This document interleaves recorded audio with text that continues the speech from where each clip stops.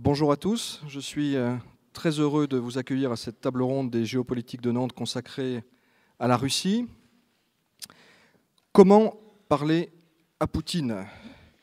L'intitulé de notre session appelle, selon moi, deux remarques liminaires. D'une part, il semblerait que l'on puisse de nouveau parler au président russe, ce qui n'allait pas de soi dans certaines capitales occidentales en 2014-2015. Les choses évoluent, comme l'a montré par exemple la visite de Poutine à Versailles en mai. Deuxième sous-entendu de notre table ronde, c'est que la Russie, c'est Poutine. Alors ce n'est pas faux sur le plan diplomatique, mais la réalité de la Russie ne se résume évidemment pas à son président. Alors, pour essayer de répondre à la question posée, comment parler à Poutine, il faut établir un diagnostic juste, de préférence, sur l'état de la Russie et se demander au fond ce que l'on veut faire avec ce pays. Est-on confronté à une puissance agressive ou inquiète, sur le déclin, réémergente? En Occident, l'analyse de la Russie souffre généralement de deux travers. Soit on sous-estime la puissance russe, une approche généralement teintée de dénigrement, soit à l'inverse, on surestime le pouvoir du Kremlin, lui attribuant la faculté d'influer sur tous les grands dossiers du moment à travers le monde. Or, que voit-on aujourd'hui, selon moi en tout cas? Je serais tenté de répondre rien de très nouveau en réalité. Un grand pays, aux ambitions internationales apparemment en décalage avec son potentiel économique, c'est le cas depuis 5 siècles au moins. Un pays en proie à des interrogations identitaires, qui hésite, qui balance entre Occident et Orient. On a eu ce type d'interrogation dès le XIXe siècle. Un régime dont l'autoritarisme suscite la critique, notamment en France. Je rappelle que c'était déjà le cas à la grande époque de l'Alliance franco-russe, à la fin du XIXe, au début du XXe siècle. Ce qui est nouveau, en revanche, c'est que la Russie ne participe que marginalement au grand processus politique sur le continent européen. Ce qui est nouveau aussi, et ce qui est important, c'est le rapport de force avec la Chine qui s'est, semble-t-il, irrémédiablement inversé dès le début des années 90. Discuter avec la Russie, pourquoi faire? L'attitude des Occidentaux a été fluctuante depuis l'effondrement de l'URSS. Elle a varié entre une amitié de façade, vaguement condescendante, un peu hautaine, dans les années 90. Il y a parfois la tentation du cordon sanitaire, l'indifférence aussi. Il y a eu aussi des tentatives de coopération, parfois ambitieuses, au début des années 2000 et plus récemment, autour de 2010, pendant la présidence Medvedev. Si l'on veut dialoguer avec Poutine, avec la Russie, avec les Russes, il faut comprendre aussi quel est l'état d'esprit à Moscou. Et il a beaucoup changé ces dernières années, et surtout depuis la crise ukrainienne. La Russie n'est plus la même qu'il y a 10 ans. Vladimir Poutine n'est plus le même homme qu'en 2001. Ce n'est plus Vladimir Poutine du discours du Bundestag, discours très ouvert, en allemand d'ailleurs, partiellement. Ce n'est plus le Vladimir Poutine de 2003, de la coopération très étroite avec la France et l'Allemagne sur la crise irakienne, par exemple. À Moscou, l'idée de, ce qui me frappe beaucoup, moi je suis installé à Moscou, l'idée de grande Europe cède du terrain à un autre concept, qui est celui de la grande Eurasie, dont la Russie se voit finalement comme la pointe occidentale. Alors pour discuter de ces sujets, de beaucoup d'autres d'ailleurs, nous avons le privilège d'avoir avec nous 4 éminents spécialistes de la Russie.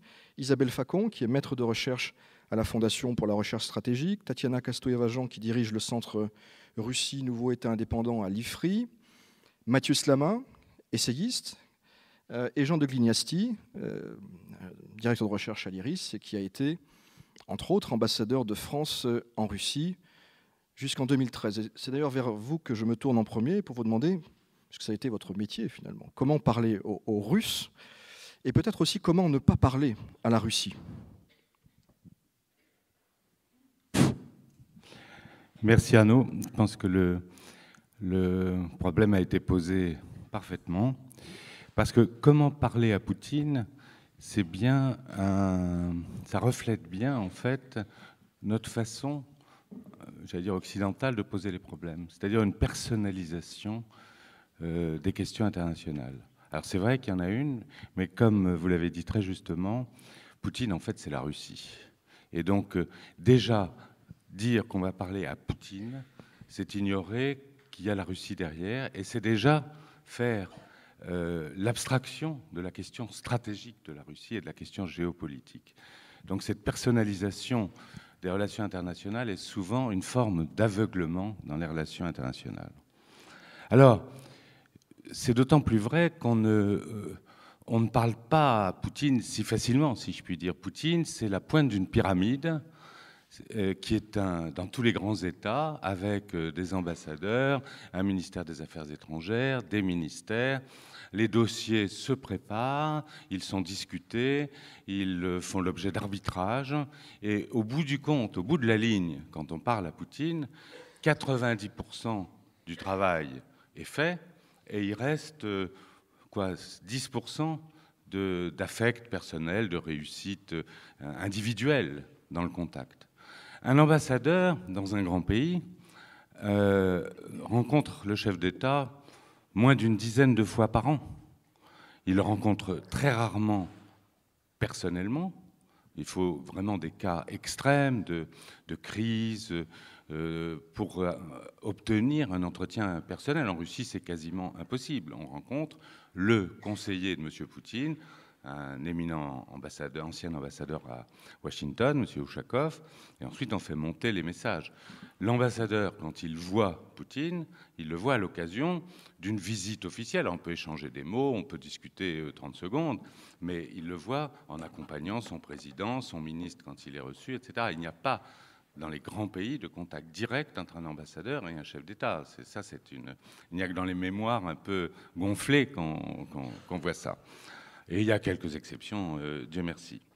Donc, Poutine, en fait, il incarne la Russie d'abord, tous les sondages le montrent, quel que soit, et les sondages de Levada, qui est l'organisme d'ailleurs désormais classé agent de l'étranger en Russie, sont tout à fait véridiques à cet égard. Donc actuellement, il y a aux alentours de 80% des Russes qui soutiennent sa politique, et surtout, il est la pointe d'une pyramide de réflexion, de travail stratégique. Et quand on rencontre Poutine, on rencontre la Russie. Comme vous l'avez dit, Arnaud, cet aspect personnel est quelque chose, j'allais dire, c'est un aspect de la pipolisation, si je puis dire, de la politique étrangère. Et je dirais, je le répète, c'est plus grave, c'est un aspect d'une sorte d'aveuglement stratégique. Alors, j'en donnerai un simple exemple d'ailleurs. Entre Trump et Poutine, le contact était excellent. Regardez l'état des relations entre la Russie et les États-Unis actuellement. Ce sont deux dispositifs, deux machines qui se rencontrent et qui suivent leurs intérêts, quelle que soit la personnalisation des rapports. C'était la même chose avec Bush d'ailleurs. Alors, avant de dire comment lui parler, il faut d'abord savoir si on veut lui parler. Parce que, et quand je dis lui maintenant, vous avez bien compris, c'est la Russie. Donc il est clair que pendant très longtemps, l'Union européenne, l'Occident a considéré que la Russie était hors du champ des relations internationales, qu'elle avait trop de problèmes internes, et donc que c'était même pas la peine de la consulter ou de lui parler, on passait par-dessus elle pour traiter les problèmes. Alors ça a pris fin.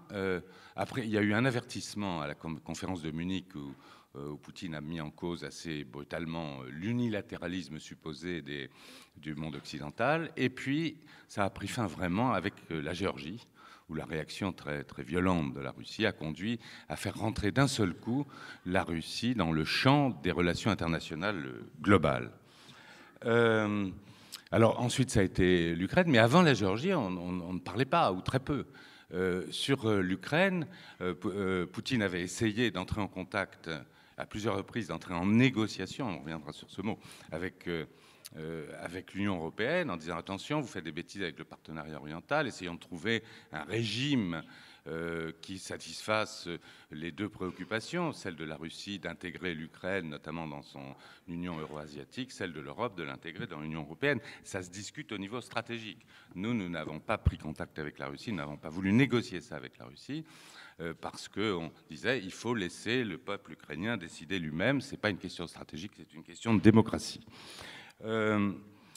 Pour la Syrie, c'est aussi la même chose. On a mis énormément de temps. Moi, quand j'étais ambassadeur à Moscou, pendant 2 ans, nous n'avons, au moment où la crise montait, Libye, Syrie, etc., au Moyen-Orient, nous n'avons pas eu une seule visite de directeur d'Afrique du Nord, Moyen-Orient. Pas une seule. Ça a commencé quand vraiment ça tournait mal et quand on a vu que la Russie était un acteur majeur et qu'elle ne laisserait pas Assad partir comme on le souhaitait. Alors, donc, il faut vouloir parler. Alors maintenant, c'est clair, on veut parler. Après avoir décidé de parler, il faut savoir ce qu'il veut. Alors là, c'est assez compliqué, mais c'est en même temps très simple. Vous avez, en ce qui concerne la Russie, une permanence totale des préoccupations. Permanence. Moi, ce qui m'a frappé, c'est que quand il y a eu ces journalistes américains qui ont interviewé Poutine, tout le monde a dit il ment. Non, ça fait 10 ans qu'il dit exactement la même chose. Il dit la même chose. C'est peut-être habillé, il y a peut-être des choses, mais c'est la même chose, c'est constant. Donc c'est pas très compliqué de savoir quelles sont les préoccupations de notre interlocuteur ou adversaire. En l'occurrence, il y en a une essentielle en Europe, et je ne vais pas m'étendre sur le reste, pour Moscou, c'est ce qu'on dit en américain, not in my backyard. Not in my backyard, ça veut dire on ne veut pas que les anciens pays membres de l'URSS, avec l'exception des pays baltes, qui est un coup parti, si j'ose dire, soient membres de l'OTAN. C'est une préoccupation fondamentale. Et effectivement, c'est la cause de bien des déboires. Deuxième préoccupation évidente, c'est même pas la peine d'en parler, c'est que la Russie doit redevenir un acteur majeur des relations internationales. Alors après, c'est plus compliqué de savoir s'il veut aller à l'ouest ou à l'est, s'il donne la priorité à l'Eurasie ou aux bonnes relations avec l'Europe, mais c'est là que la négociation commence à jouer. Alors ensuite, pour parler, il faut savoir ce qu'on veut obtenir. Et là, en France et en Occident, il y a visiblement deux camps. Il y a ceux qui veulent rejeter en quelque sorte la Russie vers les ténèbres extérieures, en disant c'est pas un pays démocratique, son idéologie ne correspond pas à les nôtres, ses valeurs ne sont pas les mêmes que les nôtres. Et il y a ceux qui pensent que, pour des raisons à la fois économiques et stratégiques, il faut ancrer la Russie dans le système européen. Et donc un système de sécurité, un système économique. Il y a à ce moment-là, évidemment, un problème qui se pose gravement, notamment pour l'Ukraine. Est-ce que l'Ukraine est un sujet stratégique ou est-ce que c'est un sujet, j'allais dire, de valeur? On a dit jusqu'à présent, enfin on avait dit, parce que maintenant on n'a pas le choix, mais on avait dit l'Ukraine doit choisir librement son destin. Le seul problème, c'est que choisir librement son destin, ça emporte des conséquences qui peuvent être graves sur l'équilibre européen. Donc, est-ce que l'Ukraine est un sujet stratégique ou est-ce que c'est un sujet de politique interne et de développement des valeurs démocratiques? Bien là, est-ce qu'on négocie ou est-ce qu'on ne négocie pas? Si on négocie avec la Russie, on ne négocie pas de la démocratie et de l'évolution du régime interne de l'Ukraine. On négocie sur la place de l'Ukraine dans le système de sécurité européen. Et donc là, il faut savoir véritablement ce qu'on veut. Autre point... Évidemment, avant de parler, et parler, ça veut dire négocier. Hein. J'ai entendu tellement de fois dire « Ah, mais Poutine, on l'a vu 10 fois, etc. » Ça, c'est du vent, c'est rien. Bien sûr qu'on est des grands pays européens, on a des traditions diplomatiques. Ni Poutine, ni Macron ne refuseront de recevoir un chef d'État étranger. Ça ne se fait pas. Le problème, c'est la substance de la négociation. Et pour négocier... Eh bien, évidemment, il faut des conditions favorables, c'est-à-dire il faut d'abord créer un rapport de force, et il faut créer aussi une relation de confiance. Le rapport de force, actuellement, avec Poutine, il y est, c'est clair. Hein, nous sommes en plein rapport de force en Ukraine et en Syrie. Pour la relation de confiance, c'est plus compliqué. Comme l'a dit très bien Arnaud Dubien, il y a eu plusieurs Poutines. Il y a eu un Poutine qui était désireux de se rapprocher avec l'Occident. Maintenant, c'est plus le cas. Il a une autre approche et ce qu'il veut, c'est éventuellement stabiliser la question avec l'Occident. Si on décide, nous, que la place de la Russie est vraiment en Europe, il va falloir essayer de convaincre les Russes, que c'est notre ligne et qu'elle sera durable. Et en même temps, il va falloir, j'allais dire, rentrer dans une négociation là-dessus et s'assurer que la priorité ne sera pas donnée par Poutine à son alliance avec l'Est. Enfin, dernier point, négocier. Je suis dans les temps, il me reste combien de temps ? Alors, pour négocier, eh bien, évidemment, il y a du donnant-donnant. Alors là, je voudrais dire une chose très simple. Ceux qui disent la Russie a toujours pratiqué le jeu à somme nulle, enfin, ce sont des choses. Ça veut dire quoi? Ça veut dire que c'est pas la peine de négocier. Une négociation, c'est du donnant-donnant, c'est du win-win. Donc, penser que la diplomatie du partenaire adversaire, c'est winner takes all, c'est-à-dire que le vainqueur prend tout, c'est s'interdire de négocier, en fait. Donc, dire que la Russie ne sait pas négocier et veut un jeu à somme nulle, eh ben, c'est une bêtise, ou plus exactement, ça reflète un a priori idéologique très fort en disant c'est pas la peine de négocier, c'est pas la peine de négocier avec la Russie puisque ça ne sert à rien, ils ne savent pas. Et donc, c'est refuser tout ce que je vous ai dit antérieurement, savoir ce qu'ils veulent, savoir ce qu'on veut, et essayer de transiger là-dessus. Alors, évidemment, on ne veut pas la même chose. Mais il y a compte tenu de ce que je vous ai dit, il y a quelques clés très simples. Par exemple, dans un premier temps, la Russie estimait que les anciens pays de l'URSS, donc républiques de l'URSS, ne devaient pas rentrer à l'OTAN, mais pouvaient éventuellement rentrer dans l'Union européenne. Bon, l'expérience aidant, il s'est passé que tous les pays de l'ancienne URSS avaient, et ceux du bloc soviétique, ce qui est une autre question, ont engagé leur adhésion simultanée à l'OTAN et à l'Union européenne. Donc nous sommes dans une problématique où rentrer à l'Union européenne, ou s'associer à l'Union européenne, ça veut dire rentrer dans l'OTAN. Donc déjà, premier élément de négociation, il y a ici une espèce de logique diabolique à casser. On peut très bien négocier avec la Russie la non-adhésion à l'OTAN en échange d'une certaine liberté dans l'évolution intérieure des régimes et dans l'adhésion à l'Union européenne. Mais pour ça, ça se négocie. Or, je rappelle que dans l'histoire, l'Union soviétique, qui était théoriquement un régime beaucoup plus dur que le régime actuel, avait parfaitement respecté les engagements de ce type qui avaient été pris sur le plan international. Ce qu'on a appelé avec dérision la neutralisation de la Finlande n'a pas empêché la Finlande, n'étant pas membre de l'OTAN, de rentrer à l'Union européenne. De même, le traité en 1955 de l'Autriche a permis à l'Autriche, qui était sous occupation russe, à la fois de voir les troupes russes s'en aller et en même temps de rentrer dans le concert occidental. Donc il y a véritablement de la place pour la négociation. Pour la Syrie, qui est le deuxième problème pendant, c'est plus difficile. On aura peut-être l'occasion d'en parler et je pense que j'ai passé les limites du temps. Jean, donc, en deux mots, la relation franco-russe, où en est-on et comment l'envisagez-vous à court et moyen terme? En 2 minutes. Donc c'est 2 minutes en plus, là. Mais j'ai pas terminé quand même. Donc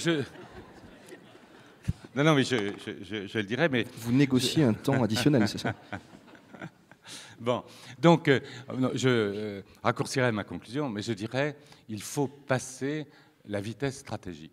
Jusque-là, nous étions dans un système où on pensait que le système de valeurs démocratiques, les nôtres, allait se répandre partout dans le monde et nous en faisions un critère ultime de notre diplomatie. Ben non, c'est pas comme ça. Maintenant, il faut réintégrer la pensée stratégique dans notre pensée diplomatique. Et c'est pour ça que, en fait, quand on dit comment parler à Poutine, si on pense la personnalité de Poutine, eh bien ça, c'est un attrape-nigo. Non, mais que d'ailleurs Arnaud a corrigé dès le départ en disant quand on parle à Poutine, on parle à la Russie. C'était pas du tout une critique. Isabelle, la France alors. Alors, la France. Bon, ben, c'est clair qu'on n'a pas parlé à Poutine pendant assez longtemps. Pourquoi? Parce qu'on parlait de valeurs, de démocratie. Sur le Assad, moi j'ai assisté à beaucoup de débats avec des autorités entre Poutine et toute l'équipe. Hein. Quand on se rend compte, il y a une petite part qui est en tête-à-tête, mais il y a toujours 5-6 personnes et parfois même 10-15 personnes de chaque côté. Discours de la France.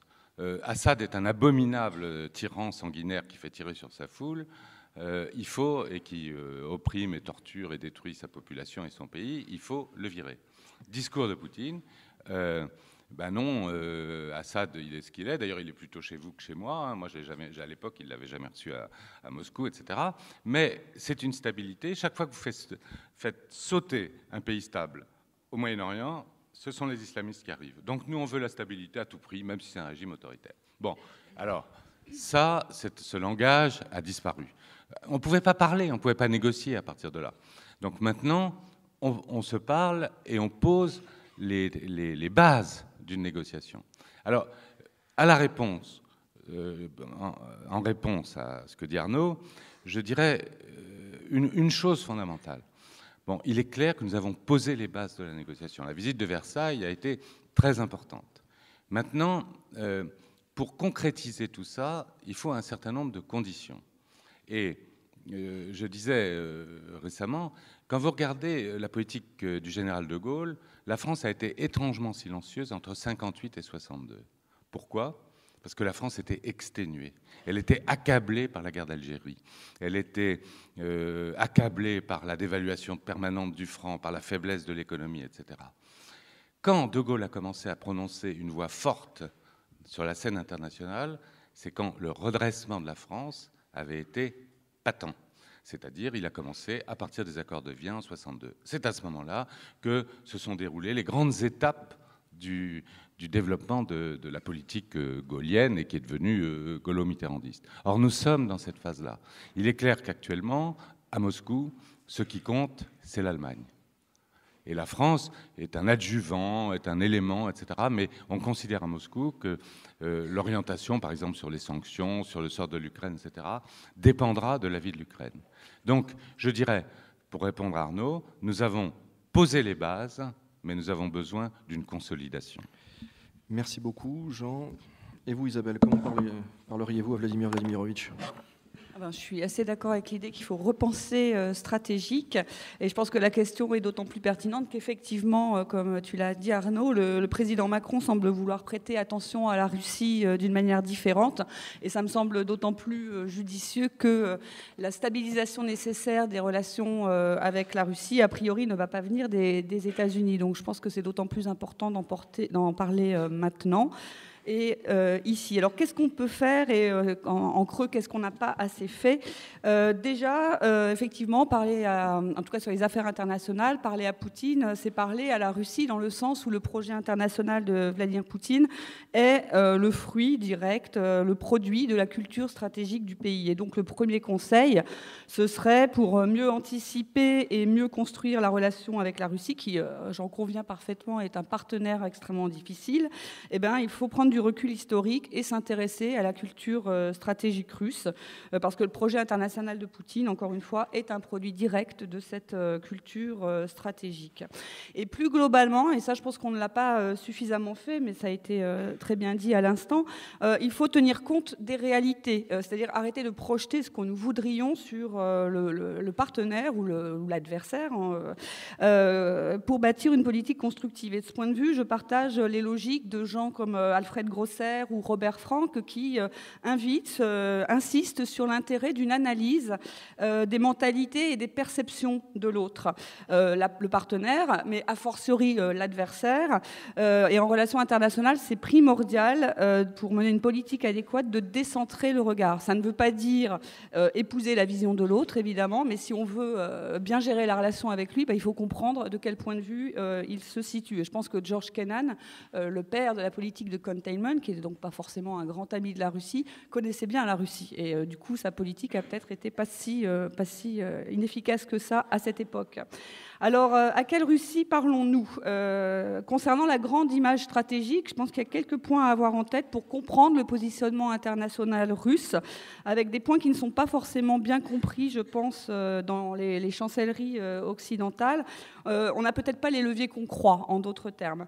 Alors, par rapport à l'Europe, je pense que la France, tout en cherchant, je pense, à défendre une voie propre, va plus que certainement inscrire sa relation avec la Russie dans le cadre de la relation avec l'Union l'Union européenne et en tout cas de la relation avec l'Allemagne. Et à cet égard, je pense que ce qu'il faut que nous comprenions, c'est que vu de la Russie, l'Union européenne est un acteur qui est atone sur le plan stratégique, mais que ça n'est pas pour autant qu'elle est considérée à Moscou comme inoffensive. C'est ça qui est important, parce que dans sa perspective, à tort ou à raison, l'Union européenne, en se montrant incapable d'autonomie stratégique, va tendre assez spontanément à aligner ses politiques internationales sur celles des États-Unis. Alors ça va peut-être évoluer avec Trump, il y a peut-être des portes qui vont s'ouvrir, mais en tout cas pour l'instant la perspective de la Russie sur l'Union européenne, c'est ça. Par ailleurs, il y a ce rééquilibrage qu'Arnaud a mentionné dans son introduction de la politique étrangère russe, des relations économiques extérieures russes aussi, vers l'Asie, qui est à mon avis une réalité et qui est antérieure à la crise ukrainienne. Alors on peut être négligent par rapport à ce processus en disant traditionnellement les Russes sont européano-centrés, ils ont besoin de l'Europe, etc. Mais moi je pense quand même que ce rééquilibrage vers l'Asie, parce que justement ça va être un processus très difficile et très long pour Moscou, va absorber une partie de l'énergie diplomatique de la Russie dans les années à venir. Alors c'est pas nécessairement un processus qu'il faut interpréter comme étant une marque d'hostilité par rapport à l'Europe, mais en même temps, ça va rendre les Russes probablement moins enclins, moins disponibles pour écouter des Européens qui restent très critiques à son endroit. Et ça peut enraciner, je pense, le fossé qui s'est objectivement creusé entre l'Europe et la Russie. Dans le même ordre d'idées, si on veut imaginer qu'on pourrait améliorer les relations avec la Russie en vendant à la Russie qu'on a besoin tous les deux Europe et Russie, besoin de gérer la montée en puissance chinoise, certains suggèrent cette idée. À mon avis, ça c'est quelque chose d'assez illusoire. Dans le sens où maintenant, je pense que la relation Chine-Russie a une dynamique propre, a des logiques propres qui sont assez indépendantes du facteur Occident et que donc il ne faut pas trop miser sur une espèce de bargain sur l'union fait la force contre la montée en puissance chinoise. Quatrième élément, on veut s'auto-convaincre que la Russie est isolée. Et ça, j'en suis pas du tout certaine. Je sais que la Russie n'a pas du tout un modèle qu'elle peut diffuser qui est séduisant à l'étranger, ça non. Mais son discours sur la nécessité de recomposer les relations internationales, ça, c'est quelque chose qui est peut-être pas très agréable à entendre pour nous, mais qui est audible dans d'autres parties du monde. Et puis enfin, cinquième élément, la Russie est dans une posture défensive parce qu'elle connaît bien, il me semble, les limites de son appareil de puissance. Et si elle proclame avec beaucoup de constance et de volontarisme l'idée que le leadership occidental est en déclin, elle ne se sent pas moins vulnérable par rapport aux puissances occidentales. Et le problème, c'est que quand la Russie est sur la défensive, elle est souvent offensive. Et là, quand Emmanuel Macron dit, comme il l'a dit, qu'il pense que la Russie ne veut pas nous affaiblir, je ne suis pas certain qu'il ait raison. Parce que si la Russie peut nous affaiblir, en tout cas en l'état actuel des choses, je pense qu'elle le fera parce qu'elle estime que nous voulons l'affaiblir et que nous ne voulons pas tenir compte de ses intérêts. Et cette situation, ça impose de s'attacher à évaluer finement le risque que représente la Russie pour nous. Le risque militaire, d'une part, puisqu'on en parle beaucoup, et le risque politique, c'est-à-dire les questions d'ingérence, etc. Et je crois que vraiment le mot finement, c'est le mot-clé, c'est-à-dire il faut, pour calibrer correctement notre discours, parler à la Russie, et notre action face à la Russie, il faut évaluer ça finement. Alors, l'évaluation de la menace militaire, on l'a fait, bien sûr. Menace, c'est les capacités et c'est les intentions aussi, parce qu'on peut avoir les capacités, mais pas forcément avoir envie de les utiliser tous azimuts. Et je pense que cette évaluation de la menace militaire, elle est d'autant plus importante à faire qu'il n'y a pas de consensus là-dessus au sein des pays de l'Union européenne et de l'OTAN. Certains pensent que c'est une menace existentielle, d'autres ne veulent pas utiliser le terme de menace militaire pour parler de la Russie. Alors ce qui est sûr, ce qu'on peut déjà dire, c'est que la Russie s'est donné les moyens de protéger l'accès à des zones stratégiques pour elle, c'est Kaliningrad, c'est la Crimée, c'est l'Arctique, c'est c'est pour la Syrie actuellement. Et donc, elle sanctuarise, je n'ai pas le temps de développer ça, ces zones stratégiques. Et clairement, aujourd'hui, les lignes rouges que la Russie dessine dans son agenda stratégique seront défendues aussi par des moyens militaires. Mais pour autant, je pense qu'il est vraiment nécessaire de raffiner nos analyses sur, au-delà de ça, le degré d'agressivité de la politique militaire russe à notre endroit, mais aussi plus globalement.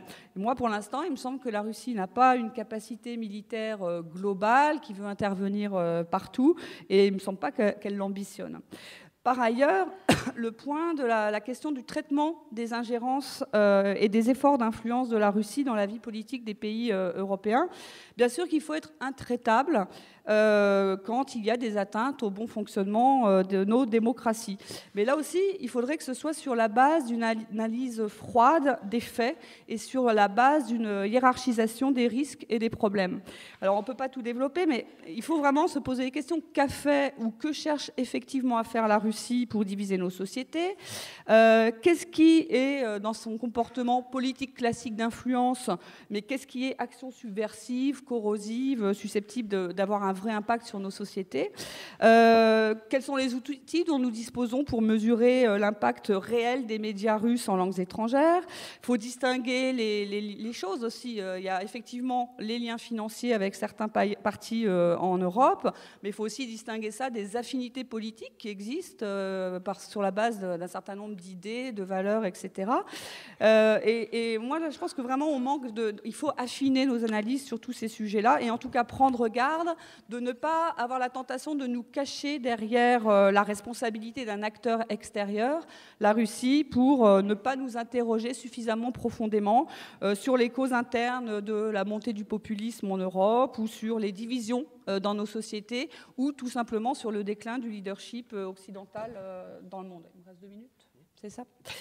Alors, les domaines sur lesquels on pourrait parler davantage avec la Russie, il y en a un certain nombre. Il faut savoir que quand on va parler sur ces sujets avec la Russie, elle n'a pas les mêmes intérêts ni les mêmes motivations, mais ce n'est pas pour ça qu'il faut d'emblée fermer la discussion. Donc, c'est trouver les voies d'un dialogue qui peut permettre de stabiliser les rapports militaires entre la Russie et l'OTAN.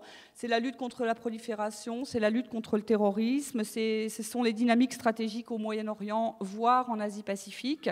Et puis, les implications de la présidence Trump. Et ça, je pense que c'est un sujet qui sera important de discuter.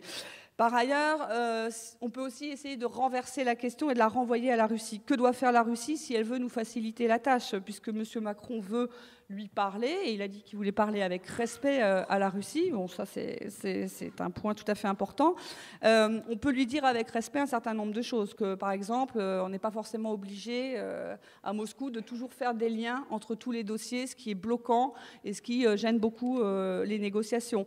Qu'on peut peut-être maintenant réduire la composante militaire, les signaux militaires dans les relations avec nous. Les avions qui font des incursions dans l'espace aérien, les bâtiments OTAN qui sont harcelés dans la mer Noire ou dans la Baltique. Bon, on a compris le message et ça devient plutôt contre-productif pour la Russie, car gênant pour les pays qui, comme apparemment la France de M. Macron, voudraient modifier les rapports à la Russie. Et puis peut-être la Russie devrait être moins ambiguë dans les messages qu'elle envoie, parce que ça peut amener à des erreurs de notre part, et en tout cas ça braque finalement les interlocuteurs. Quand par exemple la Russie parle de son grand partenariat eurasiatique qui connecterait, disons, l'Union économique eurasiatique, l'Organisation de coopération de Shanghai, les routes de la soie chinoise, l'ASEAN et peut-être un jour l'Union européenne, quel est le principal message qu'elle nous envoie? Est-ce que ça veut dire, et vous, Européens, regardez maintenant les dynamiques ne viennent plus de chez vous, donc est-ce que c'est un message revanchard ou est-ce que c'est plutôt un appel à l'ouverture? Ni vous, Union européenne, ni nous, Russie, nous ne sommes en particulièrement bonne position de force par rapport à certaines dynamiques mondiales et peut-être que ça mériterait qu'on raccommode un peu plus nos relations. Là, la Russie cultive l'ambiguïté, elle s'en sert comme d'un levier sur nous. C'est une façon aussi de masquer son inconfort stratégique parce qu'elle n'est pas à l'aise finalement dans cet ordre mondial en voie de recomposition, même si elle est objectivement satisfaite qu'il y ait une sorte de désoccidentalisation des rapports internationaux. Et ça, c'est vraiment à elle de voir si elle veut travailler à être un petit peu moins ambiguë dans ses positionnements, et peut-être à nous de faire ce que l'on peut pour modifier, même à la marge, le contexte et l'atmosphère pour avoir une relation moins délétère. Je crois que c'est le pari de M. Macron, mais je ne suis pas sûre que tout le monde y soit prêt. Je vous remercie. Merci beaucoup, Isabelle. Tatiana, quelle Russie parlons-nous? Merci Arnaud. Il y a déjà beaucoup de choses qui ont été dites. Je rejoins Isabelle sur beaucoup de points. Avec Poutine, le dialogue a été assez paradoxal. C'est un pays avec lequel, il y a peu de pays avec lesquels on a eu peut-être autant d'enceintes pour discuter, pour négocier, au niveau bilatéral, au niveau multilatéral, au niveau européen.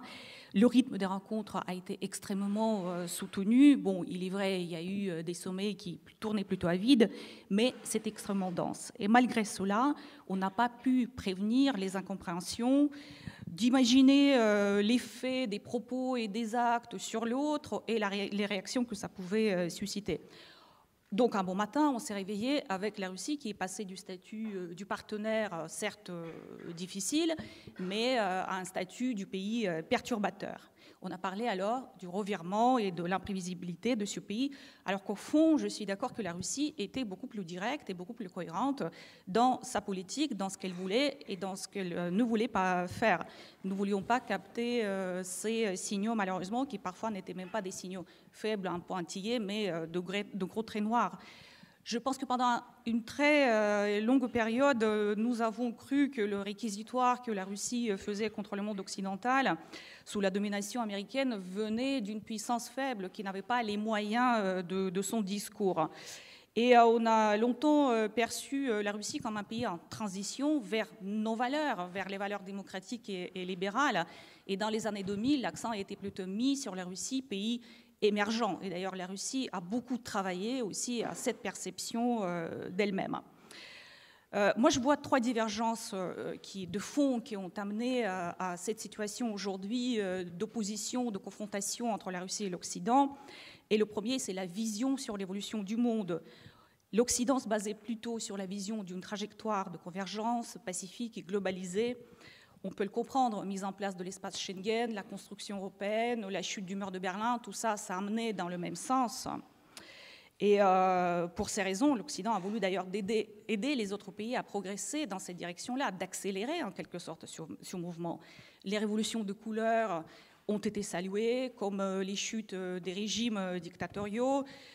Si vous vous souvenez, les pays occidentaux avaient mis en place les concepts de droit d'ingérence, de droit de protéger les populations.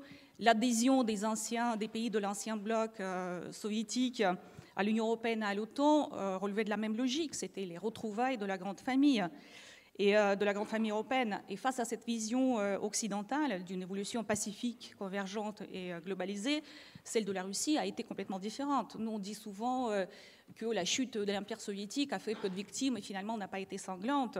Mais la Russie a eu beaucoup de conflits dans sa périphérie, au Tadjikistan, entre l'Arménie et l'Azerbaïdjan, en Moldavie, aussi sur son territoire. On n'a pas mentionné les deux guerres de Tchétchénie qu'elle a pu mener.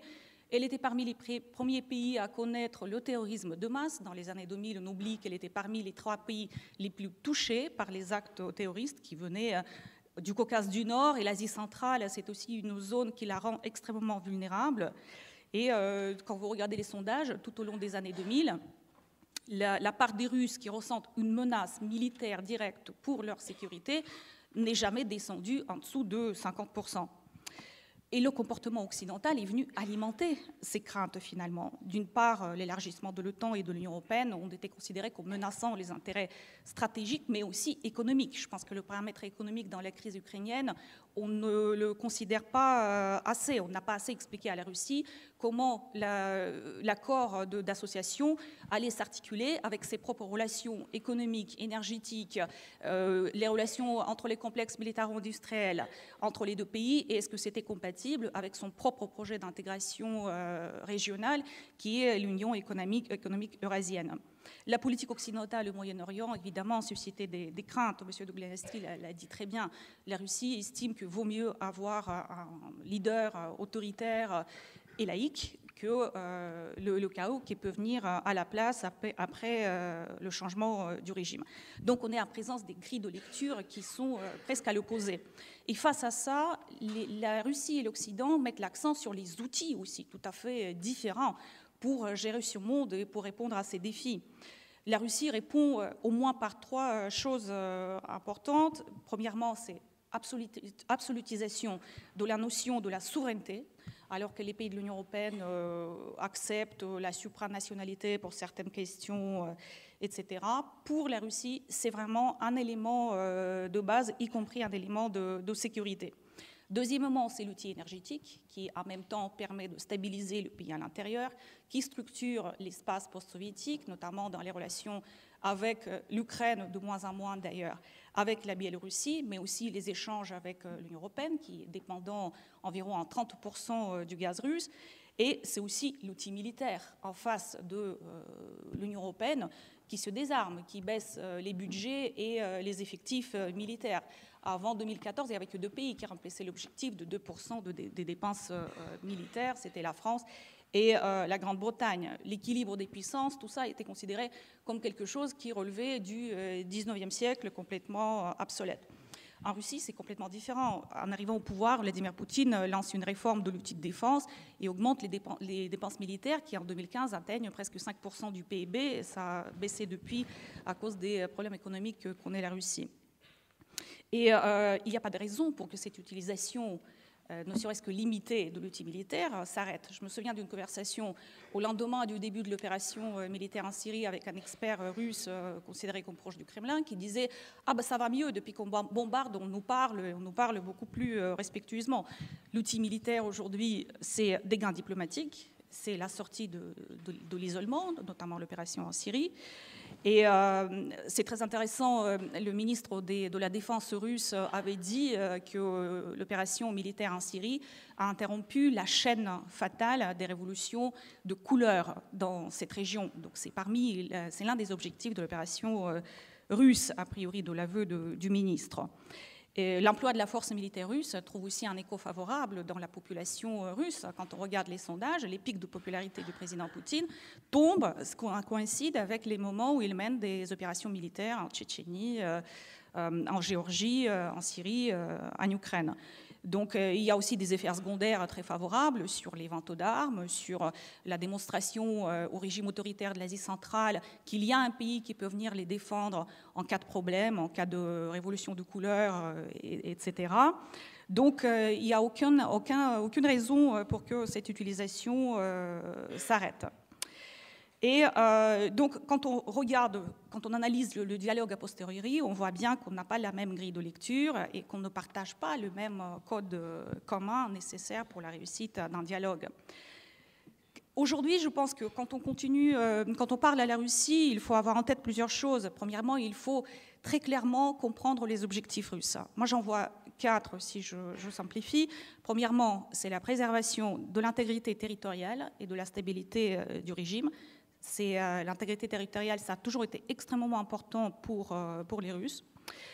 Deuxième objectif, c'est d'assurer la souveraineté du pays. Je ne reviens pas parce que j'ai déjà parlé de ce point. Le troisième concerne la maîtrise de l'espace post-soviétique, important dans la culture stratégique russe. Les experts parlent du glacis sécuritaire, des zones tampons, etc., qui sont ancrées dans la culture stratégique russe. Mais c'est aussi important pour, comme je disais, assurer les intérêts économiques et énergétiques du pays. Donc les pays de cette zone figurent comme priorité dans toutes les doctrines stratégiques de la Fédération de Russie. Et aujourd'hui, il y a un minimum que la Russie veut pour cette zone. Elle a beaucoup de mal à l'intégrer et à proposer des projets viables, économiquement efficaces pour cette zone, mais il y a une chose dont elle ne veut pas, Et ce sont les élargissements de l'Union européenne et de l'OTAN envers ces pays. Et enfin, l'objectif qui est plus récent, qui vient dernier, c'est la restauration du rôle international du pays. Et on voit bien l'écho que ça trouve auprès de l'opinion publique russe. Dans les sondages, c'est cité parmi les premiers acquis des présidences Poutine. C'est le rétablissement du prestige international du pays. D'accord, 2 minutes. Une autre chose à éviter avec la Russie, l'erreur à éviter, c'est d'éviter les lectures binaires. Ne pas avoir peur de la complexité quand on parle avec la Russie. Rien n'est simple en Russie. C'est jamais noir ou c'est jamais blanc. J'ai essayé récemment de répondre à une série de petites questions et je me suis rendu compte qu'à aucune question je n'ai la réponse directe. Est-ce que c'est un pays des capitaux, est-ce que c'est un pays de la fuite des capitaux ou le paradis pour les investisseurs? Oui, d'une part, il y a la fuite, mais une partie de capitaux revient via les zones offshore. Les Bahamas et les Bermudes sont de loin les premiers investisseurs en Russie. Alors, retour des capitaux, oui, le retour, mais en même temps, une grosse partie n'est pas investie dans le secteur réel. Ça sert plutôt les spéculations sur les écarts de rendement entre les obligations et les devises. Donc, aucune question ne peut avoir une réponse oui ou par non. Troisième chose à éviter, et ça je suis très d'accord avec l'ambassadeur de Blinasti, c'est de ne pas se focaliser sur Poutine. Il est important, il est au cœur du pouvoir, mais il faut regarder plutôt le système qu'il a créé, et les forces et les fragilités de ce système. Et les fragilités, il y en a, et la fragilité la plus forte porte un nom aujourd'hui, il s'appelle M. Kadyrov, le président de la Tchétchénie. Il y a aussi la société qui est extrêmement sensible aux questions de l'égalité, de l'égalité sociale et régionale. Quatrième erreur à éviter, c'est qu'il faut d'être très lucide quand on parle avec la Russie. Il ne faut pas croire que si on accepte aujourd'hui les règles du jeu russe, si on approuve et on reconnaisse l'annexion de la Crimée, etc., tout ira bien au lendemain. Les perspectives de voir la question russe résolue rapidement me semblent assez irréalistes, parce que les dossiers ukrainiens et syriens ont cristallisé les tendances qui étaient déjà à l'œuvre là avant. Et rien ne laisse présager l'inversement de ces tendances dans un avenir prévisible. Même le départ éventuel de Vladimir Poutine ne garantit pas que le leader suivant ne soit pas tenté ou forcé de continuer la même politique de confrontation avec l'Occident pour atteindre les objectifs de politique intérieure et mobiliser la société. Et on est très loin d'une Russie économiquement forte. Elle représente moins d'entre 2 et 3% dans le PIB mondial, qui pourrait sécuriser son avenir autrement que par les moyens d'une puissance classique. Et voilà, le dernier point, juste, je pense que cette crise, il faut la prendre aussi comme une incitation à réfléchir sur soi-même. Il est important de rétablir aujourd'hui la crédibilité économique et politique du modèle occidental. L'Occident a perdu aujourd'hui son soft power auprès de l'opinion publique russe. Et c'est un grand problème. Quand vous parlez aux Russes aujourd'hui, ils vont vous dire « mais de toute façon, c'est pas mieux chez vous, c'est pas mieux ailleurs. Alors on reste avec ce qu'on a et on ne change rien ». Voilà autant de difficultés qu'on a dans le dialogue avec Vladimir Poutine. Merci beaucoup, Tatiana. Je me tourne vers Mathieu Slama, qui a publié un ouvrage l'année dernière, je crois, intitulé « La guerre des mondes », dans lequel vous décrivez deux visions du monde, de systèmes totalement à l'opposé, peut-être incompatibles. La question que j'ai envie de vous poser, c'est est-ce qu'on est condamné à un dialogue de sourds avec la Russie ?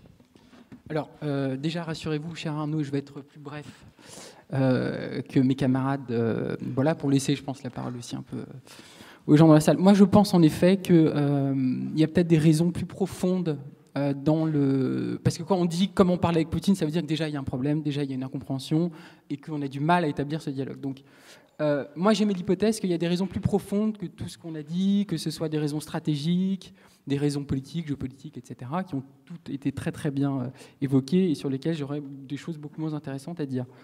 Je pense qu'on peut envisager qu'il y a aussi des enjeux culturels derrière, des différences culturelles assez fortes. Bon alors, évidemment, quiconque a lu un peu la littérature russe, les Dostoïevski, les slavophiles, même jusqu'à Solzhenitsyn, c'est une relation amour-haine avec la France qui a toujours duré, et donc il n'y a pas de raison que ça change, ça c'est évident. Et je me rappelle aussi d'un passage de Michelet dans lequel il dit « Ah mais c'est russe, ils nous parlent que de religion, ils pensent qu'à Dieu, ils nous embêtent, on n'en peut plus. » quoi. Bon bref. Donc finalement, on est dans une configuration qui n'est pas nouvelle, mais l'intérêt je trouve, moi, dans la personnalité de Poutine, parce qu'en effet, Poutine, la Russie, c'est deux choses différentes en même temps liées, mais c'est vrai que la personnalité de Poutine est suffisamment fascinante pour qu'on s'y arrête un peu. C'est que lui a intégré ces éléments-là. Et je me rappelle par exemple d'une interview télévisée de Poutine, alors c'est je crois en 2013-2014, donc au moment où vraiment on était dans une violence incroyable dans les relations entre les deux camps. Et alors, dans cette interview, vous aviez la journaliste russe qui disait « Mais Monsieur Poutine, finalement, ou Monsieur le Président d'ailleurs, est-ce qu'il n'y a pas des raisons plus profondes dans le désaccord qu'il y a actuellement avec les pays occidentaux ?» Donc Poutine réfléchit un peu, parce que bon, contrairement à nos dirigeants, c'est quelqu'un qui donne le sentiment de réfléchir. Il réfléchit un peu et dit « Écoutez, moi je vois une différence entre nos deux camps. Les pays occidentaux, les États-Unis notamment, ne jurent que par l'individu. Voilà, pour eux, c'est l'alpha et l'oméga. Leur société entière est centrée autour de l'individu, des droits individuels, et c'est très bien d'ailleurs, c'est leur modèle. Nous, en Russie, alors les gens qui connaissent mieux la Russie que moi, peut-être me diront que j'ai tort, mais en tout cas, voilà, Poutine dit nous, en Russie, nous, c'est le collectif qui est important. C'est l'intégrité de notre nation, c'est la manière dont on vit ensemble, mais de manière vraiment collective, presque communautaire, avec en effet, on sait qu'il y a une communauté musulmane très forte, par exemple en Russie, et qui est, je crois, assez bien intégrée à tout ce qui est les mythes nationaux, etc. Donc Poutine lui-même a crédité l'idée d'une différence qui n'est pas seulement politique, mais aussi culturelle. Et je crois que là, il y a quelque chose de très important qu'il dit, qui est que nous, en Occident, et en France, alors peut-être particulièrement, on est incapable de regarder le monde. Alors, je crois que quelqu'un disait là, précédemment qu'on n'arrivait pas à décentrer notre regard. Je crois que c'est exactement ça. On n'arrive pas à regarder le monde autrement que par nos propres valeurs. On plaque nos valeurs sur le monde et on dit c'est bien ou c'est pas bien. Vous regardez le traitement médiatique sur les pays arabes, par exemple, mais c'est assez hallucinant, le mépris affiché pour ces pays. Alors évidemment, les questions des droits de l'homme, je ne dis pas qu'elles ne sont pas importantes, mais je veux dire, vous prenez par exemple, alors c'est très intéressant d'ailleurs, vous prenez par exemple un pays comme l'Iran, régulièrement vous avez dans les magazines, les hebdomadaires, vous avez des dossiers voilà, sur l'Iran. Alors qu'est-ce qu'on lit dans ces dossiers? C'est toujours très intéressant. Donc déjà, qu'est-ce qu'on voit? Donc généralement, la couverture, c'est une jeune femme habillée à l'occidental, alors avec un voile souvent, mais un voile discret, donc habillée à l'occidental. À l'intérieur, vous voyez quoi? Vous voyez donc des groupes de rock, des photos de jeunes donc iraniens avec un iPhone, voilà, enfin tout un tas de choses qui sont en réalité des marqueurs occidentaux totalement. Et alors qu'est-ce que disent ces médias? Ils disent regardez, c'est formidable, le progrès dans ces pays, c'est génial, c'est formidable. Et alors dès qu'on aborde la question des composantes entre guillemets traditionnelles de ces pays, donc en Iran les mollahs, la place de la religion et autres, là c'est rétrograde, ils ont encore du progrès à faire. Voilà. Et ça c'est vraiment un marqueur occidental sur lequel Poutine d'ailleurs a énormément insisté. Depuis, alors moi en tout cas, je me suis intéressé à ce sujet depuis vraiment la crise syrienne. Donc c'est à partir de ce moment-là où vraiment je crois que ça s'est vraiment tendu du point de vue du discours. Et Poutine, lui, a énormément insisté là-dessus en disant le problème des pays occidentaux, c'est qu'ils veulent appliquer leurs recettes soi-disant universelles au monde entier. Et résultat, on arrive avec des situations comme en Irak, comme en Syrie, et voilà, etc. Donc ça, c'est très important. Alors j'avais écrit dans un récent article que Poutine était foucaldien. Alors ça avait créé un peu d'interrogation. Et j'avais cité en fait donc une interview. Vous savez, Michel Foucault était allé en Iran, donc on reparle de l'Iran d'ailleurs. Michel Foucault était allé en Iran en 1979 au moment de la Révolution. Il avait été fasciné par ce qui se passait là-bas et il avait chroniqué ça. Alors je crois que c'était pour l'Obs, pour le Nouvel Obs ou voilà. Et alors le journaliste lui pose des questions, à un moment donné, il lui dit « Mais écoutez quand même, monsieur Foucault, vous parlez quand même d'une révolution totalement rétrograde, qui nous ramène au Moyen-Âge, en pleine modernité libérale, en pleine mondialisation. » Et Michel Foucault avait dit « Oui, mais attendez, les Iraniens n'ont pas le même régime de vérité que le nôtre. » Et je crois que ça, c'est vraiment très important. Si on veut commencer à dialoguer intelligemment avec Poutine et la Russie, il faut comprendre que la Russie n'a pas le même régime de vérité que le nôtre. Voilà, ils n'ont pas la même façon de voir les choses, de vivre leur propre vie, d'envisager leur société. Et à partir du moment où on a établi ces différences, je pense que ça irait déjà beaucoup mieux. Alors, néanmoins, je pense qu'il y a quand même des raisons d'être un peu optimiste. Alors moi, je trouve que Emmanuel Macron a fait le chemin inverse de Trump. C'est-à-dire que Trump, pendant sa campagne, a tenu un discours extrêmement multilatéraliste, entre guillemets, en disant on arrête avec les guerres d'ingérence, on arrête avec notre espèce de manie de vouloir importer la démocratie libérale partout. Donc moi, je trouvais ce discours plutôt intéressant, au-delà du folklore du personnage, évidemment. Et depuis qu'il est élu président, on a l'impression que c'est l'administration, le Pentagone qui ont repris le dessus, et que finalement il fait exactement le contraire de ce qu'il a dit. Macron, c'est un peu le contraire. Pendant la campagne, bon, je ne crois pas qu'il ait été très très clair sur sa vision. Vous me contredisez si je me trompe, mais je crois qu'il n'a pas été très clair sur sa vision des relations internationales. Mais disons qu'il restait sur une ligne plutôt hollandaise, enfin, hollandiste, je ne sais pas comment on dit, et sarkozyste, entre guillemets. Et moi, j'avais été très étonné quelques semaines ou mois après son élection. Il avait fait sa première intervention de doctrine un peu des relations internationales. Je crois que c'était dans une tribune au Figaro. Et tout d'un coup, il faisait une attaque en règle. Alors en plus, pendant la campagne, il avait été, je crois, conseillé par des experts très sérieux et très compétents, mais qui étaient vraiment marqués atlantistes. Voilà. Et donc, dans cette tribune de Figaro, Macron parlait évidemment de la Russie, mais disait aussi, voilà, il faut rompre avec une certaine tradition néoconservatrice française de ces 10 dernières années. Nous n'avons pas vocation à changer les régimes dans le monde, et il faut plutôt privilégier le multilatéralisme et le dialogue entre les différentes nations, et propos qu'il a plus ou moins tenus, il me semble, à l'ONU récemment. Donc ça, c'est déjà très encourageant. Donc, deuxièmement... j'ai le sentiment, après, encore une fois, peut-être que vous me contredirez, mais j'ai le sentiment que le discours de Poutine s'est un peu adouci cette dernière année. Je veux dire, on partait vraiment en 2013-2014, enfin, avec la crise syrienne et puis surtout la crise ukrainienne qui a été vraiment d'une violence inouïe. Le discours de Poutine était d'une très très grande violence. Alors certains après ont un peu fantasmé sur l'influence de personnages comme un terroriste qui s'appelle Alexandre Douguine, qui est particulièrement radical en Russie. Moi, je n'en sais rien, mais en tout cas, le discours de Poutine était très violent. Et aujourd'hui, je note qu'il est déjà plus désabusé dans son discours. C'est-à-dire, bon, finalement, les choses... Par exemple, on l'interrogeait sur Trump et il disait, vous savez, moi, je me suis fait aucune illusion sur Trump, mais sans violence particulière. Et puis, d'autre part, on sent qu'il a accepté avec volontiers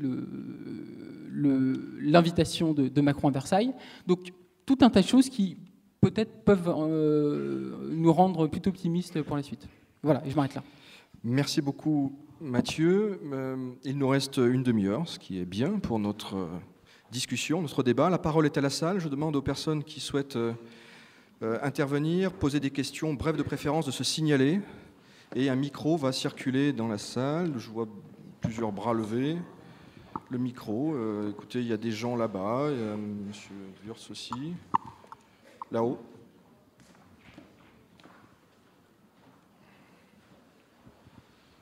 Donc, questions brèves, commentaires brefs, s'il vous plaît, pour laisser du temps Merci à tout le monde. beaucoup pour ces éclairages très intéressants. Une question pour Isabelle sur le rapport de la Russie à l'extrême droite européenne.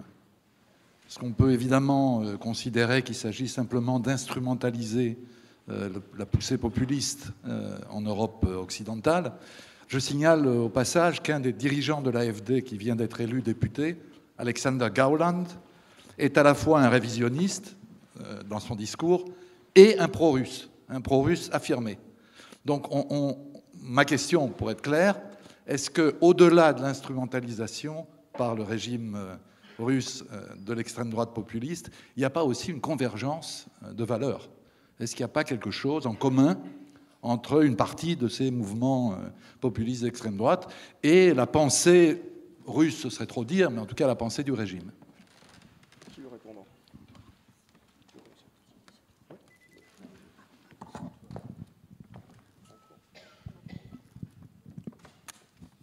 J'ai essayé de travailler dernièrement sur le soft power russe. Et c'est très intéressant, parce que nous, on a toujours interprété le soft power comme quelque chose qui véhicule les valeurs libérales et démocratiques.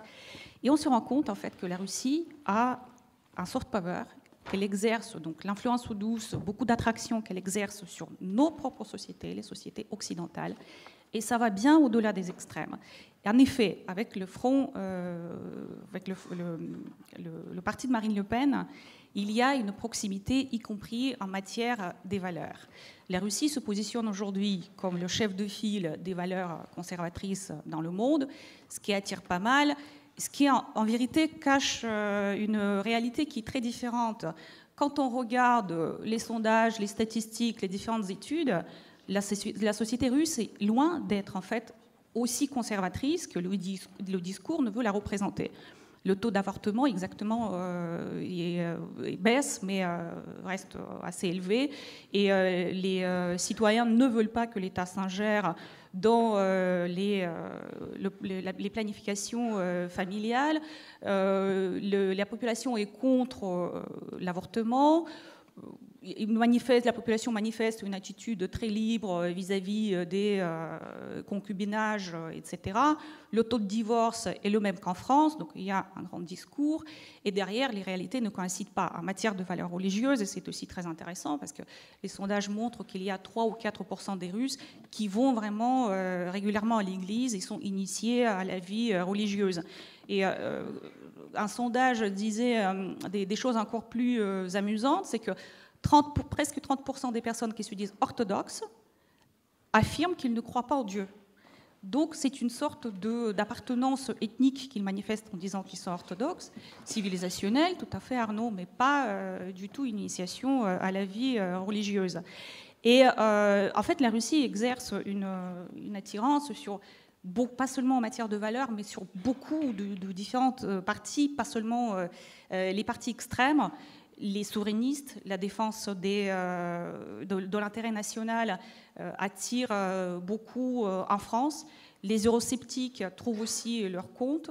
Les anti-américains, et tout ça additionné, ça fait finalement pas mal de monde que la Russie attire, fascine et qui souhaiterait la prendre aujourd'hui comme modèle. Peut-être moins en matière de politique intérieure, mais certainement en matière de politique internationale. Jean ou Isabelle?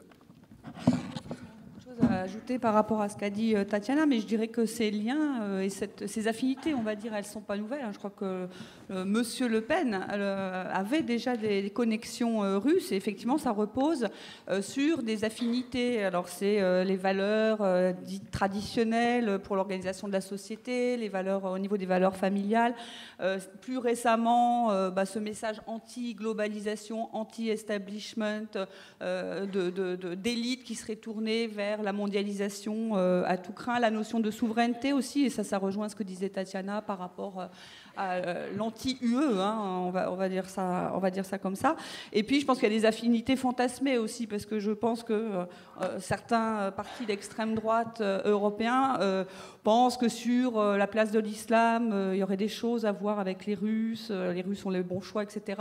Or, je ne suis pas certaine, vu justement la place des communautés musulmanes en Russie, qu'il y ait tant finalement d'affinités que ça sur la façon de gérer ces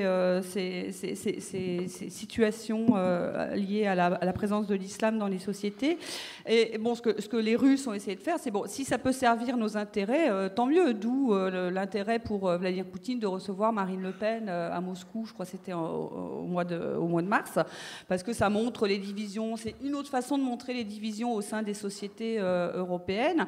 Ça porte potentiellement une autre image de la Russie, parce qu'effectivement, Marine Le Pen a développé un discours sur la Russie qui était assez différent de celui, encore une fois, du mainstream, mais elle n'était pas la seule, cela dit, puisque beaucoup des candidats à la présidentielle française avaient aussi un discours plus ouvert sur la Russie que la politique qui était menée, et peut-être à terme porter une politique différente vis-à-vis de la Russie. Mais ce sont des choses qui sont pas si nouvelles que ça, qui trouvent leurs racines dans l'histoire et qui reposent sur des affinités. Après, si on peut les instrumentaliser, vu de Moscou, c'est évidemment tout bénéfice.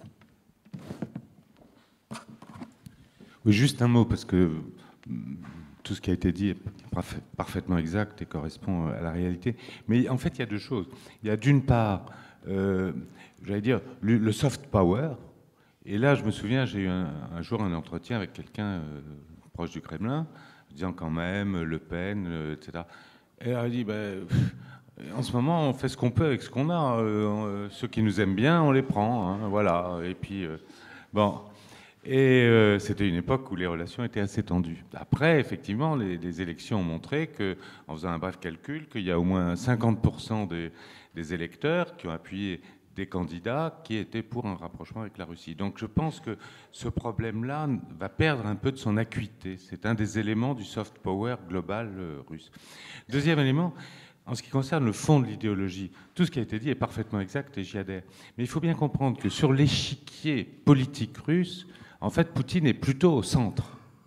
Il a à sa droite un mouvement nationaliste assez profond qu'il a en partie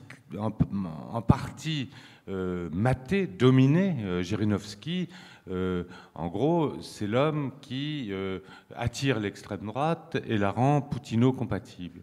Il a maté à sa gauche un parti communiste qui n'est que l'ombre de lui-même par ses chefs. Zyuganov est un homme du passé qui peut d'ailleurs se réactiver à chaque instant parce que ça correspond à un fond idéologique très, très profond. Et donc lui, il navigue entre des mouvements nationalistes qui sont assez virulents. La seule manifestation qui est allée jusqu'aux portes du Kremlin, il ne faut pas l'oublier, c'est une manifestation d'extrême droite qui a vraiment fait peur au régime à un moment. À l'occasion d'un match de foot, il y avait eu des morts entre des Tadjikistanais et c'était en 2011, je crois, 10. Et donc, il y a une force d'extrême droite en Russie qui est potentiellement extrêmement virulente et extrêmement dangereuse pour le régime parce qu'elle trouve des relais à la fois, par exemple, en Tchétchénie, avec Kadyrov, qui est assez proche finalement de cette... enfin, je pense... Enfin, là, il faudra en discuter, et puis aussi qui trouve des relais dans les appareils de sécurité, dans le Kremlin, etc. Donc, dire qu'il y a une liaison idéologique, j'allais dire intrinsèque avec les mouvements d'extrême droite en Europe, me paraît excessif. Merci. D'autres questions? Monsieur est à proximité du micro, donc bénéficiez de cette proximité. Après, j'ai vu des mains ici, des mains ici. Allez-y. Je pose une question très concrète. Faut-il reconnaître l'annexion de la Crimée au mépris du droit international? Faut-il reconnaître l'annexion de la Crimée au mépris du droit international? C'est une question pour un diplomate, ça, forcément. Merci, c'est un cadeau, parce que bon, l'annexion de la Crimée est une violation du droit international.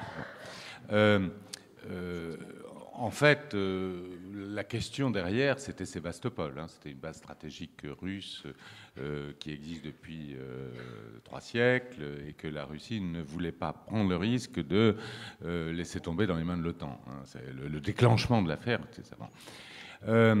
En fait, il y a des solutions internationales.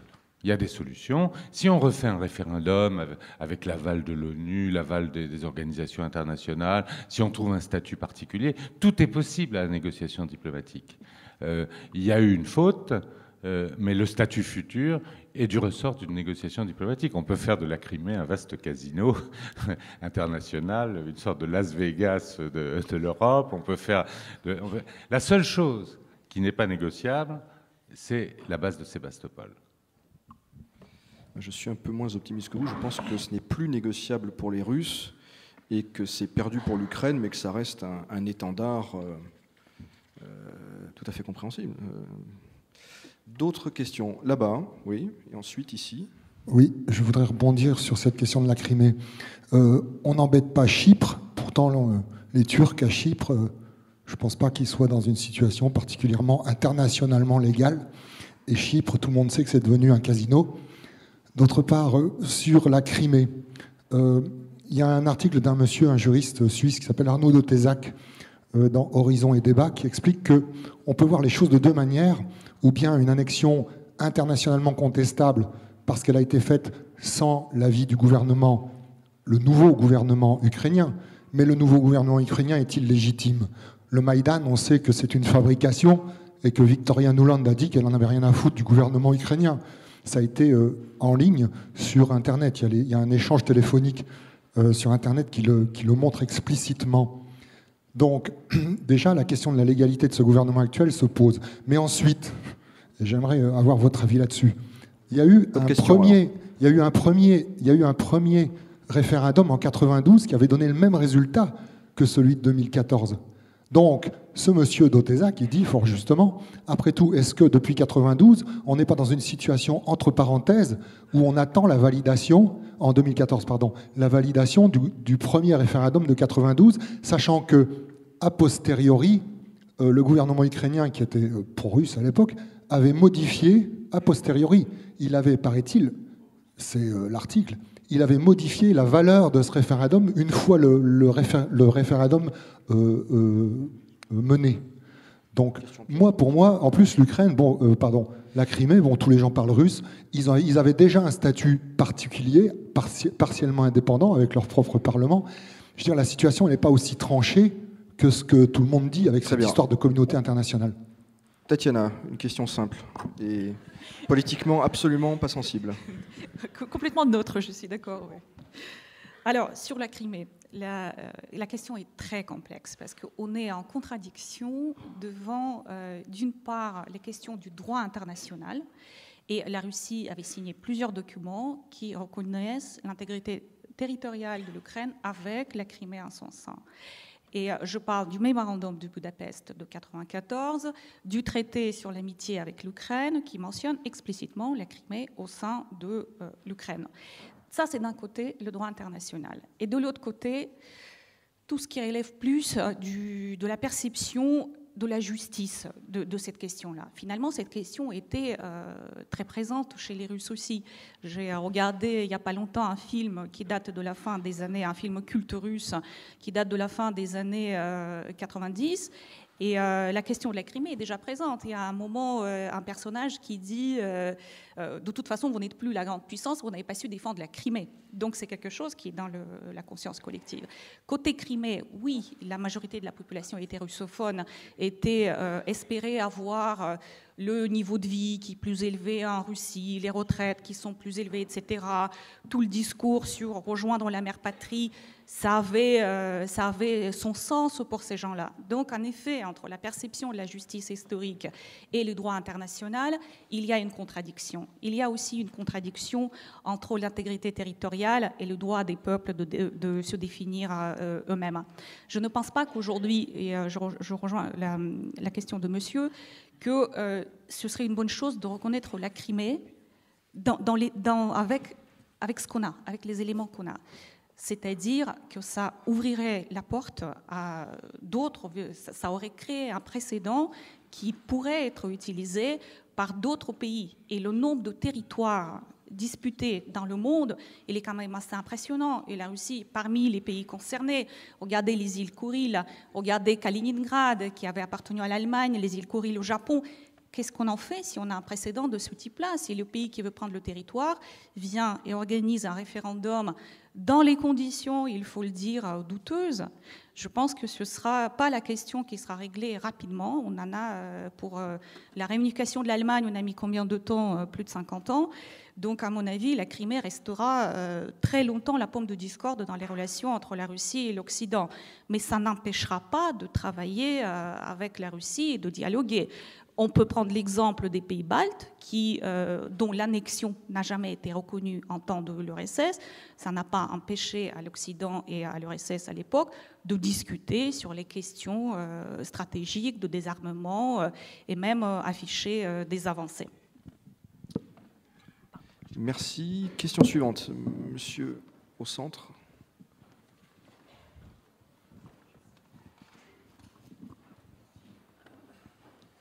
Bonjour. Je voudrais que vous apportiez un petit éclairage sur deux personnes qui me semblent assez charismatiques et qui n'ont pas du tout été mentionnées. C'est monsieur Sergueï Lavrov, c'est plutôt du coup pour monsieur l'ambassadeur, et puis monsieur Ramzan Kadyrov, qui a également été mentionné, mais assez brièvement. Donc voilà, est-ce que vous pouvez nous donner un petit peu le rôle et puis sur l'aspect également permanence, durabilité de ces personnes, parce qu'elles sont...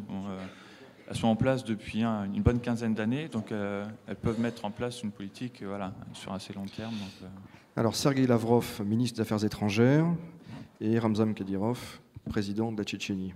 Que peut-on dire de ces deux personnages? Moi, je prends Lavrov. C'est plus facile. Hein. C'est moins risqué, peut-être. Vous êtes filmé, monsieur l'ambassadeur. Non. Alors, Lavrov, c'est l'archétype de la diplomatie russe.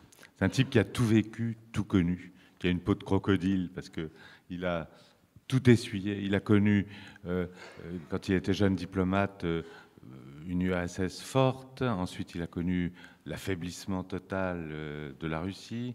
Il a connu la remontée en puissance. Il connaît tous les dossiers. Il est revenu de tout. Il a... la seule chose que je pourrais dire, c'est que je crois qu'il a acquis une profonde défiance de l'Occident. Il est revenu de tout, mais on sent chez lui une espèce de je dirais pas de cynisme, mais un désabusement de tout. La Russie, c'est comme la France, c'est-à-dire qu'on a, comme la Ve République, je veux dire, la politique étrangère, elle est faite par le président. Mais Lavrov, qui a passé en plus 7 ans à l'ONU, qui est un homme d'expérience, il a une réelle influence sur le déroulement, même les décisions prises en politique étrangère. Il n'a pas l'influence ultime, c'est le président qui décide, et il a souvent été battu.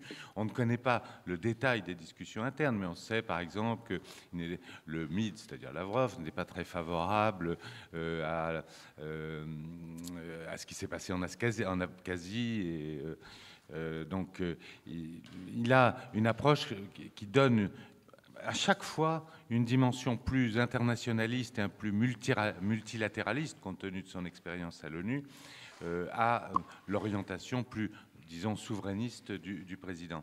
Mais il est partie prenante de tous les débats. Et je rappelle que dans le gouvernement russe, la plupart des ministres ne comptent pas beaucoup parce qu'ils sont coiffés par des vice-premiers ministres qui sont proches du Premier ministre et en fait proches du président. Et donc, ce sont des techniciens, les ministres, sauf 2 ou 3. Et parmi ces 2 ou 3, il y a, bien entendu, il y a le ministre de la Défense, bien sûr, il y a le ministre de l'Intérieur, et puis il y a le ministre des Affaires étrangères, Lavrov.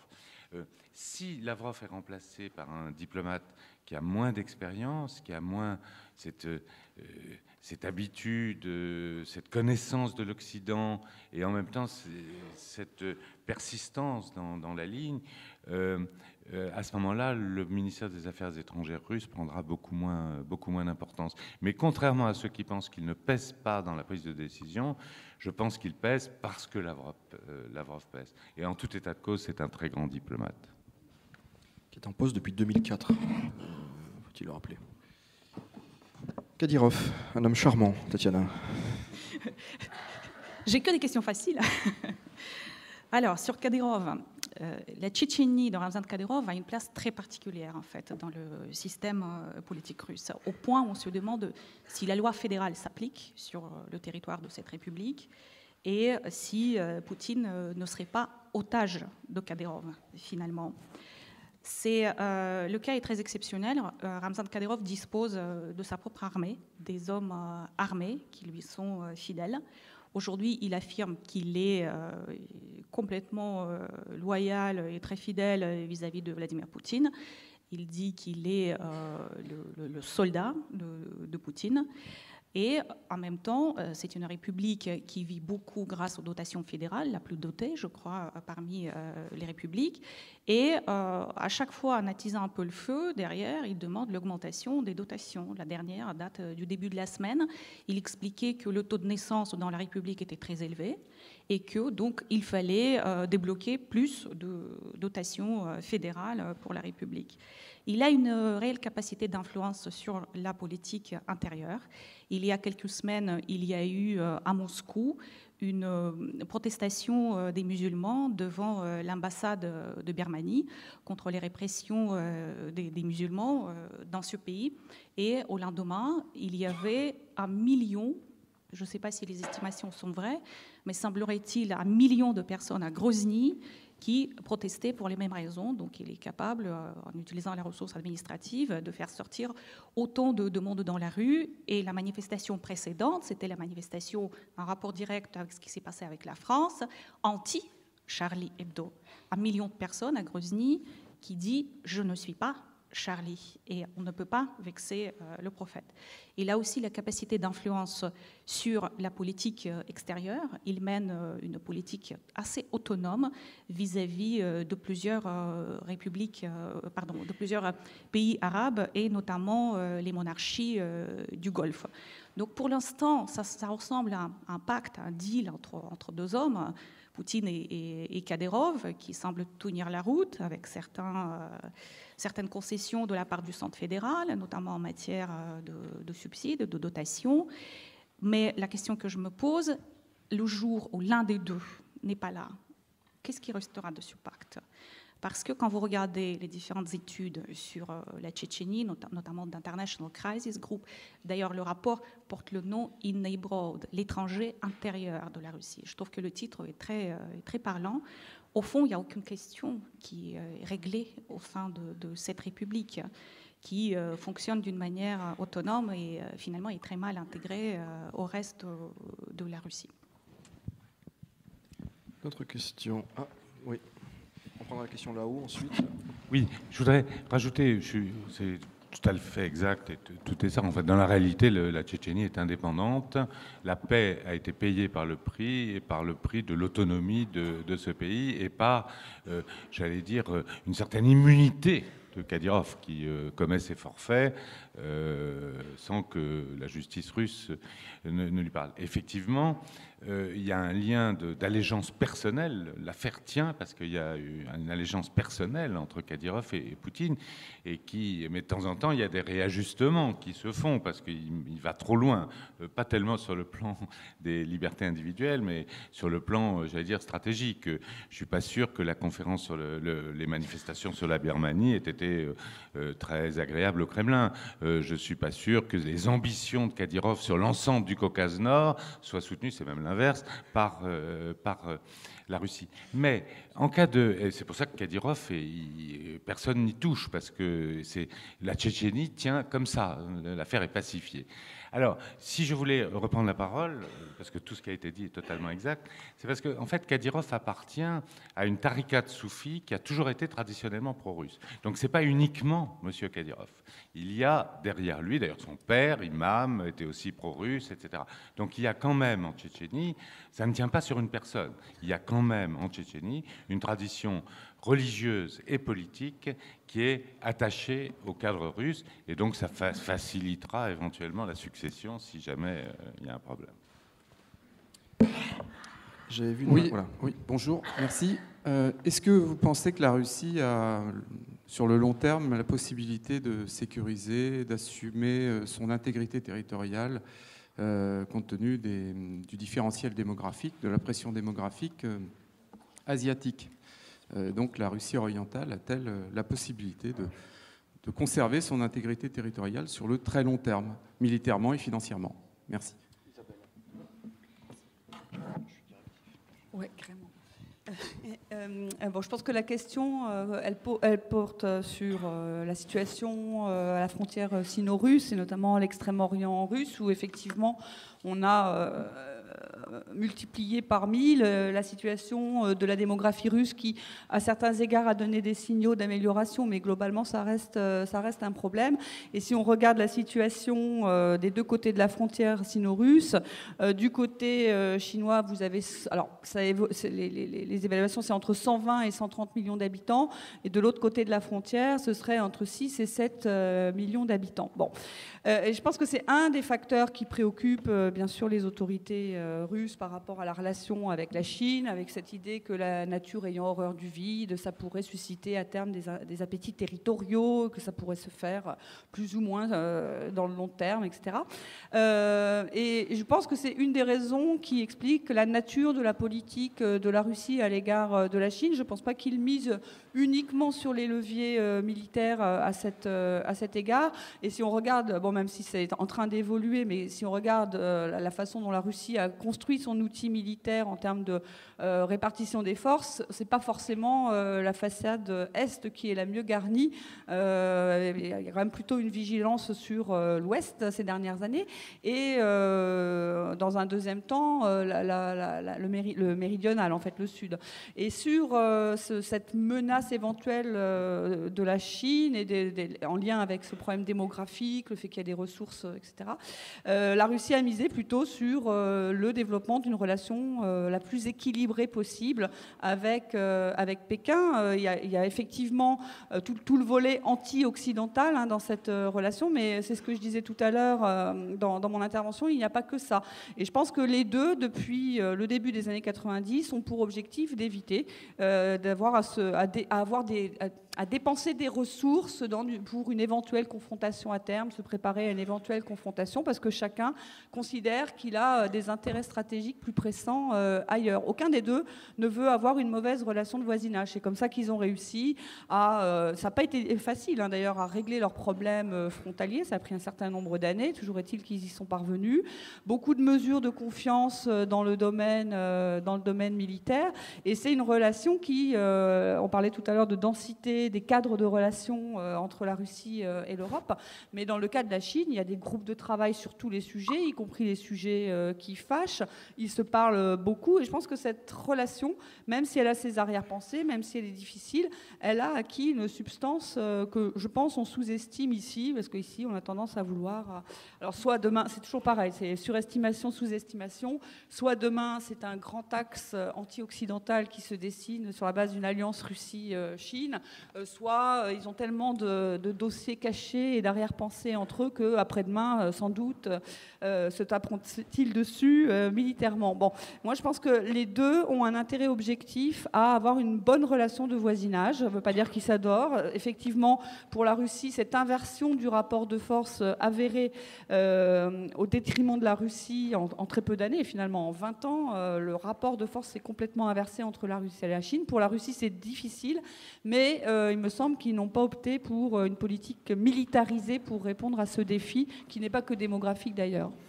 Juste pour compléter ce que vient de dire Isabelle, l'un des enjeux et l'une des priorités de la politique asiatique, politique extérieure de la Russie en direction de l'Asie, c'est aussi une politique d'aménagement du territoire, de ce territoire extrême-oriental fragile à mains égards. Et il se passe des choses. Alors ça se passe à la russe, de façon un peu saccadée, pas toujours très organisée, mais il y a beaucoup d'argent public qui est dépensé dans les infrastructures, économiques en particulier. Deuxième chose, il y a plus de Chinois à Moscou qu'en Extrême-Orient. Aussi un petit détail. Tatiana, un dernier petit mot, et nous allons clore cette session sur Poutine et la Russie. C'était justement ton point sur les infrastructures que je voulais souligner, et aussi que les autorités russes sont très conscientes de ce problème-là et cherchent à effacer, à nuancer les déséquilibres entre les parties est et ouest du pays. Et l'Extrême-Orient, c'est l'un des deux régions russes qui possède son propre ministère. Et le ministère a lancé plusieurs initiatives, dont certaines sont très intéressantes, d'autres plus fantaisistes. Par exemple, il y a la distribution des terres en Extrême-Orient, 1 hectare de terre, qui est accordé aux futurs investisseurs. Bon, au bout de 5 ans, s'il n'y a pas d'investissement, finalement, le terrain est repris. Et la toute dernière initiative, c'est de gratifier de citoyenneté russe les investisseurs qui mettent plus de 10 millions de dollars dans le développement de l'Extrême-Orient russe. Donc, ce n'est pas les initiatives qui manquent. Et le but qui est fixé, en fait, c'est d'inverser la tendance à la désertification de cette région, parce que la population diminue régulièrement. Pour l'instant, les résultats ne sont pas encore tout à fait probants. On arrive juste à réduire le rythme auquel la population de l'Extrême-Orient diminue, mais sans parvenir à inverser complètement la tendance. Merci beaucoup. Il est 11h. Il est temps puisque nous avons commencé à l'heure, nous avons terminé à l'heure. Merci à tous les intervenants. Merci à vous.